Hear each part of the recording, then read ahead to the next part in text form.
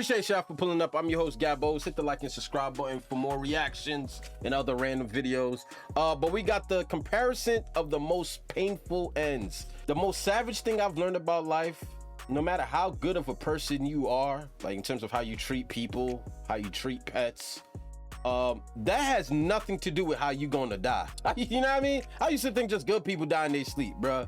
Nah. Some of the worst death be happening to the best kind of people, because death don't discriminate, bruh. It can happen at any time, any day, anywhere. But we're gonna look into some type of comparison of the most painful ways for it all to end. God, take me in my sleep, man. Timothy Treadwell watched his torn-off arm while the enraged grizzly sank its teeth into him. Screams of his girlfriend, Amy Huguenard, echoed in his head. Both became victims of a merciless predator, devouring them alive. Slow death is the scariest thing imaginable, but on the pain scale, crafted from scientific studies, being eaten alive only rates 100 points. Meanwhile, the most horrifying death is estimated at 140. Stick around until the end to find out what hits that maximum mark. But I warn you, viewer discretion is advised. On October 11th, 2012, workers at a seafood processing plant in Santa Fe Springs sounded the alarm. Their colleague, 62-year-old Jose Molina, had vanished suddenly. After nearly 90 minutes of searching, the boiler operator suggested opening the last loaded oven. Inside, they cooked and sterilized tuna at high temperatures. Workers had to wait half an hour for the oven to cool down. All this time, their only thought was, I hope Jose isn't in there. Unfortunately, he was indeed there. When the workers opened the door, they were horrified to find him inside. As it turned out, Molina was loading pallets of canned tuna into the oven when he noticed a malfunction. Without warning anyone, he stepped into the oven to adjust the chain inside.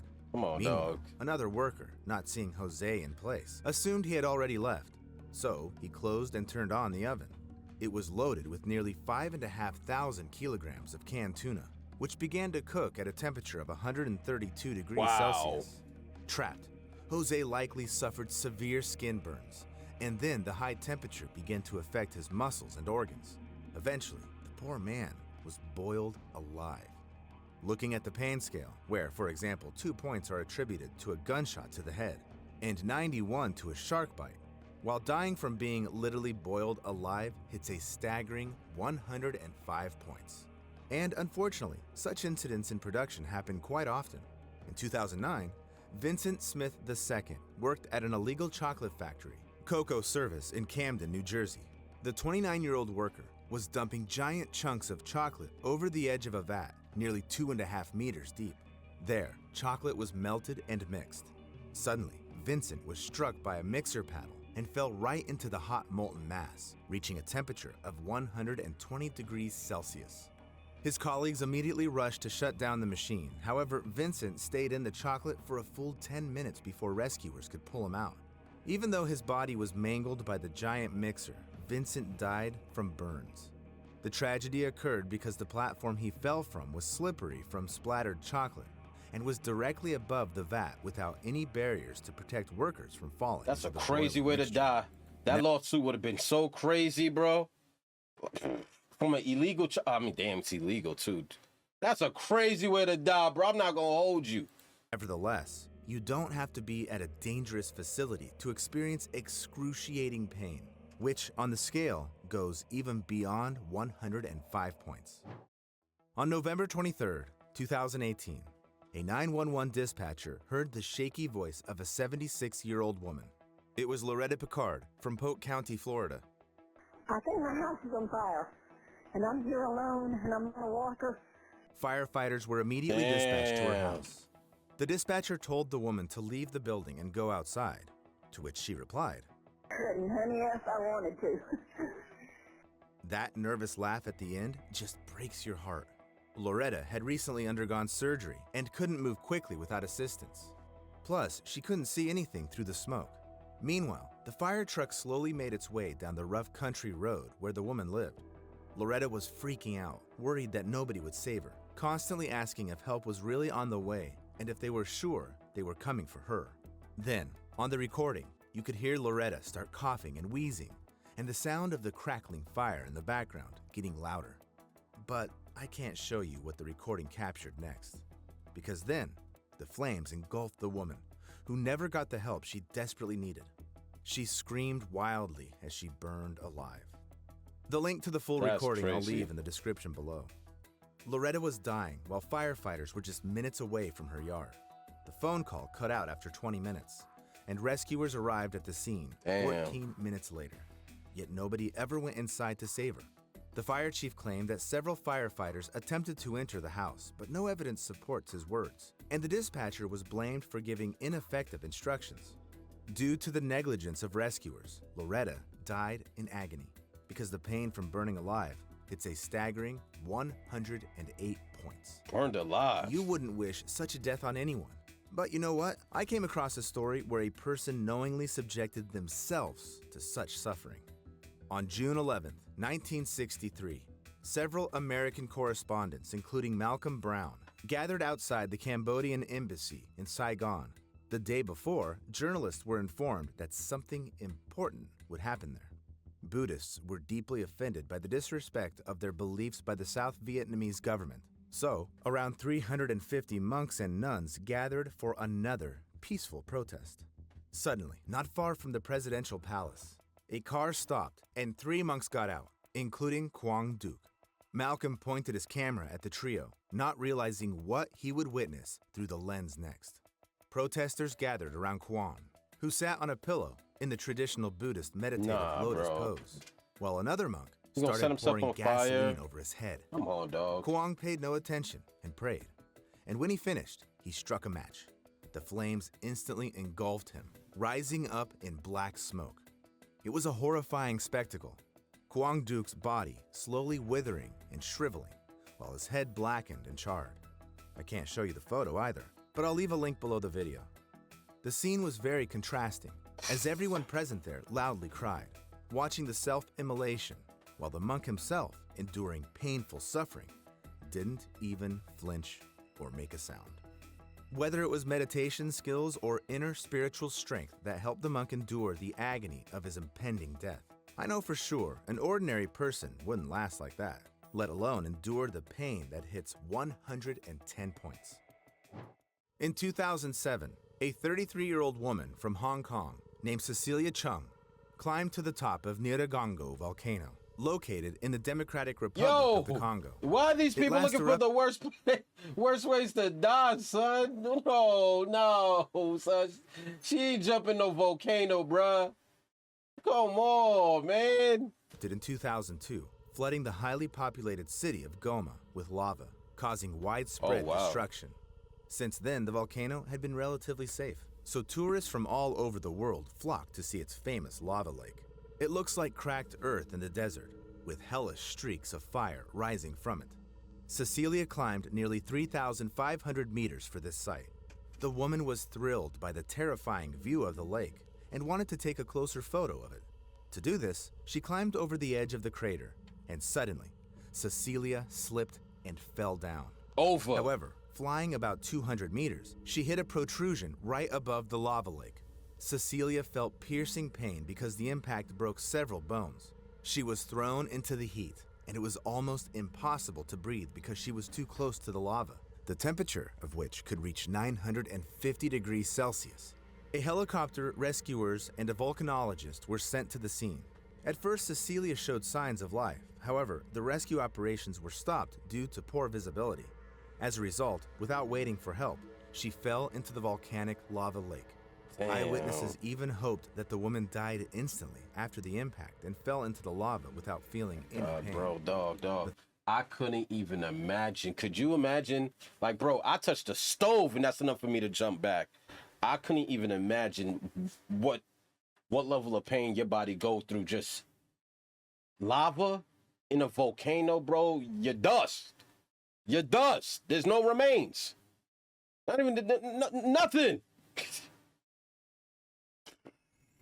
The thing is that on the pain scale, it hits a whopping 110 points. What's worse Death than falling in lava? Although painful, is instantaneous. That's why many people consciously chose it to end their lives. In 1933, a schoolgirl named Kyoko Matsumoto climbed Mount Mihara, located on the Japanese island of Ito Ushima, with a girl from her school. Kyoko was in love with her friend.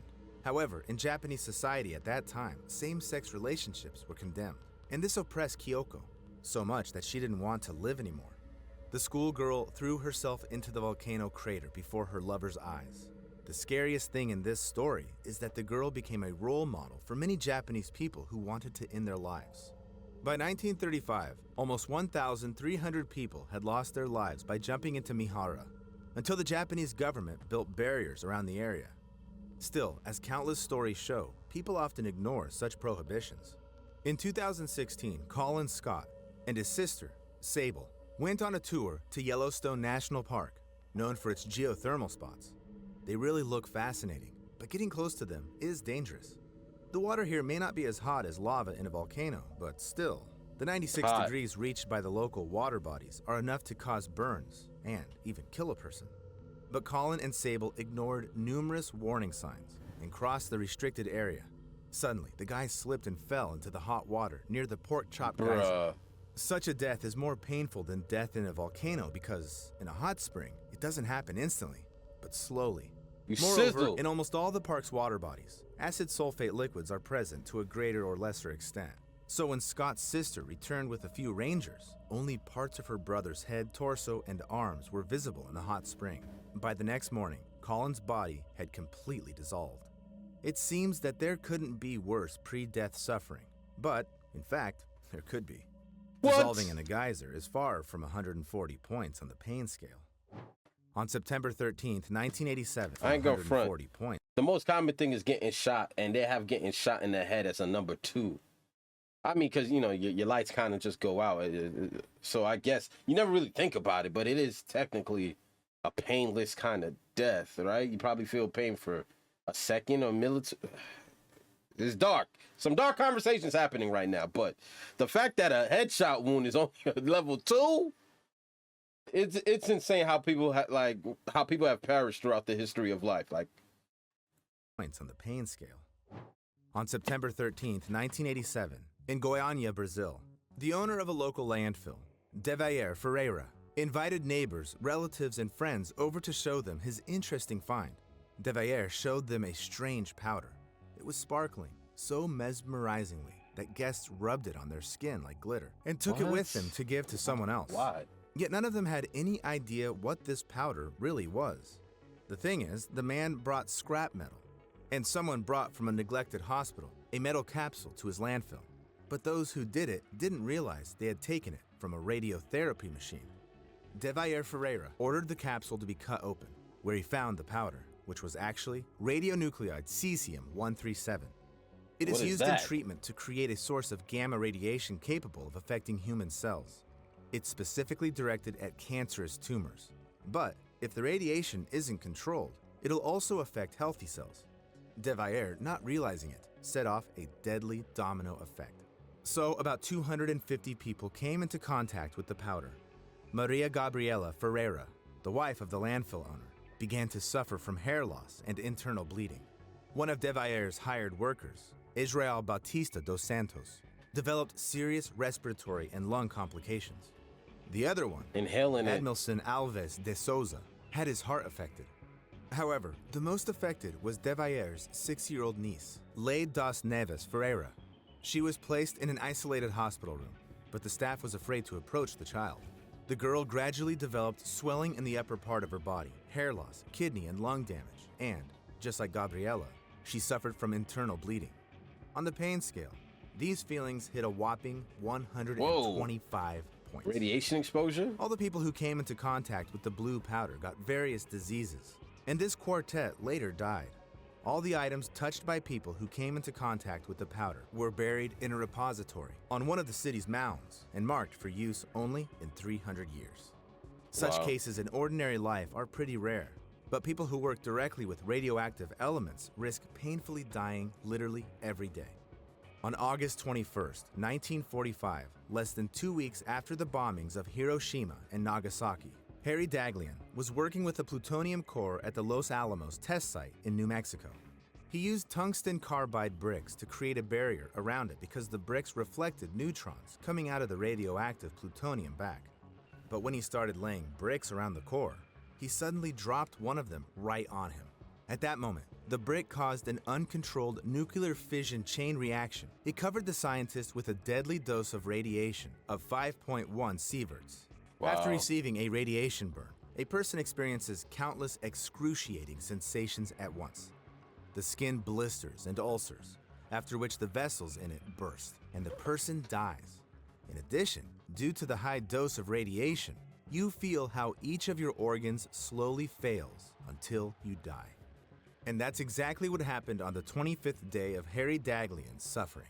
The slow death from radiation and all the previous steps on the pain scale are united by the fact that these pains weren't inflicted intentionally on the victims. However, fortunately, you cannot accidentally expose yourself to suffering that is at the maximum mark of 140 points, even if you find yourself in the mouth of a volcano or in the heart of a nuclear reactor. So, the most painful sensation in the world is skinning. This refers to a specific torture. Before it, the skin was softened using sunburns or hot water. Then, the torturer made incisions starting from the least sensitive parts of the body and ending with the delicate skin of the face. The process was designed to keep the victims alive as long as possible, maximizing pain.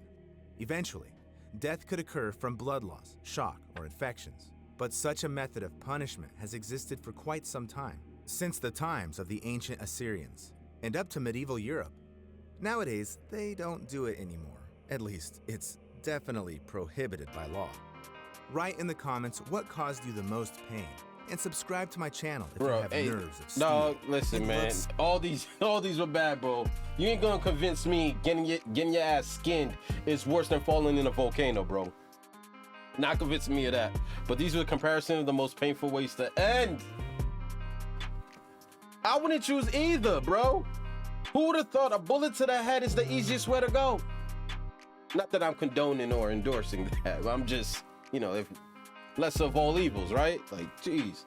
I'm gonna holler at you guys next video. Hit the like and subscribe button for more content. I didn't even need this information. I don't know why I do it to myself. I do it to myself for you guys. Hit the like button.